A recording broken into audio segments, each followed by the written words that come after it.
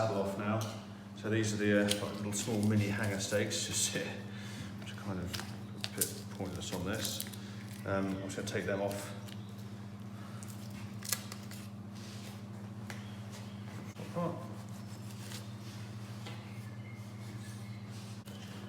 Take the belly off this as well, just to make it slightly more manageable.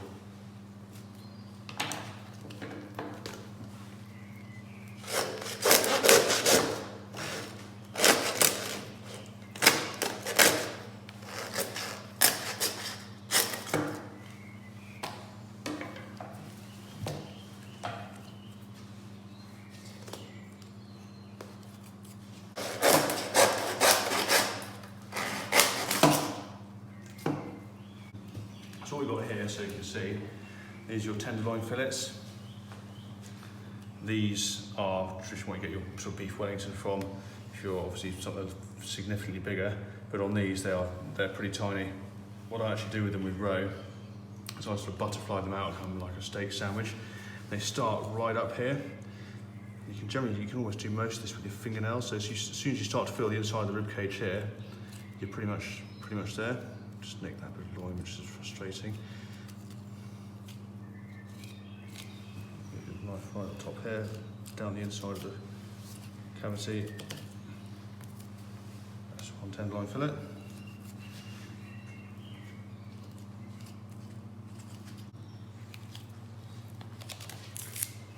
That's all. What you can do with these, you just trim them off. There's nothing wrong with this, but it's these bits of these bits here are just the natural sort of parts of the animal. There's nothing to worry about with that. But you still won't cook out, so get rid of that stuff. What you can do is you can just flop it over, just butterfly it out.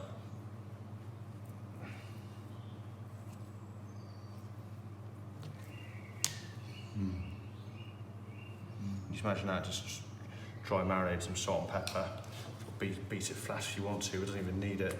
Just dry marinate that, and then just flash fry it in some butter, and yeah, just mentally good. Again, bigger animal, you can get a much nicer yield off that one, but like I say, you don't want to go too much thinner than that, or you'll be looking at paper. So yeah, that's tenderloin fillets. And what we're going on here is take the saddle off. So you've got your main first joint here. You come one in, just here, and you can generally get the knife, pop it straight through. Now I just tend to just go on the side like that.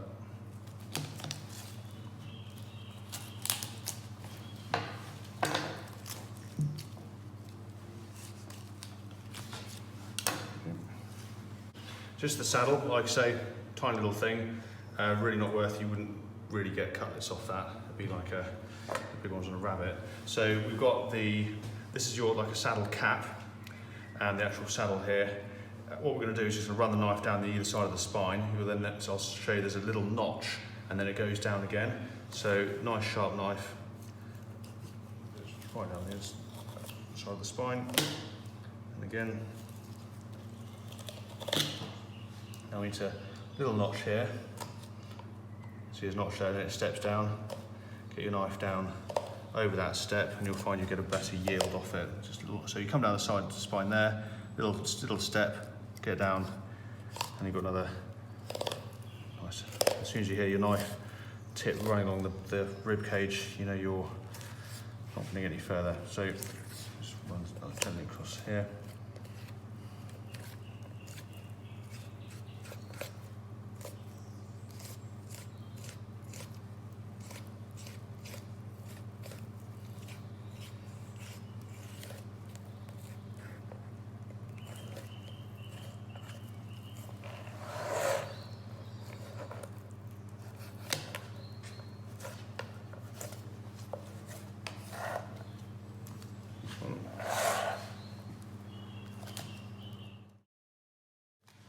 So we've got our loin here. So you see we haven't got loads of nick marks and bits and pieces like that in it. It's nice and straight. What we want to do is get this cap off it, because none of this will cook. It'll just shrink and bend it out of shape like a banana. So you need to get this off first. So what I just generally do is find out where it joins, run my finger down it. And you can just peel it off.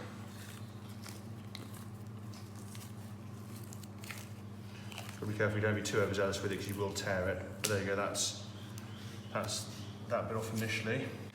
And now we've got a bit of seam here of paddywhack. So if I'm doing, so what you notice first of all with this piece of loin is that they're in proportion to the animal. They're always from the fifth rib to the top of the back, the chump steak. Now that's it. The more you go up here, you're not buying loin, you're buying neck. There's a big difference in the price of that. So if your loin is this long, you've got more neck, or you've got more neck than you probably should do. Anyway, so we've got a strip here of paddywhack that needs to come out, because again, when we try and trim that off, it's not going to come off as easy as the other bit. So that'll do.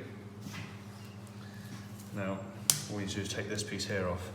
Now, there's a million ways to do this. I just get my knife just as close to the skin as I can, flip it over and just whip that off there.